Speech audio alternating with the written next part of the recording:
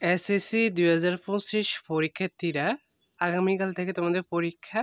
তো পরীক্ষা হলে কি কি করা যাবে না এসব নিয়ে আমরা আলোচনা করব।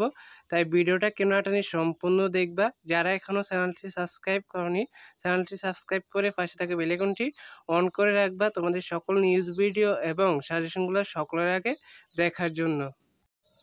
প্রথমত, পরীক্ষার হলে বিশৃঙ্খলার সৃষ্টি হয় এমন কোনো কাজ করতে পারবে না। এমন কোনো কাজ করলে তুমি বড় বিপদে পড়তে পারো, তোমার পরীক্ষায় বাদ দিয়ে দিতে পারে। হ্যাঁ, ম্যাজিস্ট্রেট যে আছে উনি পরীক্ষায় বাদ দিয়ে দিবে তোমার। তুমি আর এবছর কোনো পরীক্ষা দিতে পারবে না, আবার আগামী বছর পরীক্ষা দিতে হবে। তাই এমন কোনো কাজ করবে না যেন পরীক্ষায় তোমার বিশৃঙ্খলার সৃষ্টি হয়, পরীক্ষা হলে সমস্যা হয়, এমন কোনো কাজ করা যাবে না।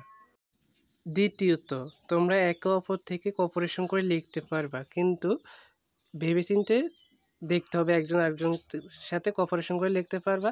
কেননা ম্যাজিস্ট্রেট থাকবে তোমাদের, তারপর হল সুপার, তারপরে যারা হল গার্ড দিবে তারা থাকবে।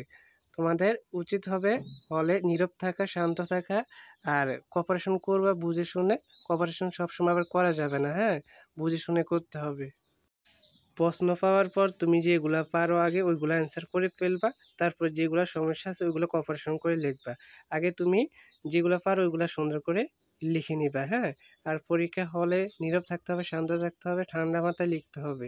তোমার প্রশ্ন আগে ভালো করে দেখবা, প্রশ্ন পাওয়ার পরে ভালো করে দেখবা কোনগুলো কমন এসেছে, ওইগুলো আগে লেখার চেষ্টা করবা।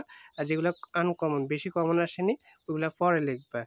তো পরীক্ষা হলে এই কাজগুলো তুমি করবে না, আশা করছি ভালো একটা পরীক্ষা দিতে পারবে এবং ভালো একটা ফলাফল করতে পারবে। তো ধন্যবাদ সবাইকে। আমাদের পরবর্তী ভিডিওগুলো পেতে সকলে চ্যানেলটি সাবস্ক্রাইব করে রাখবে। আল্লাহ হাফেজ।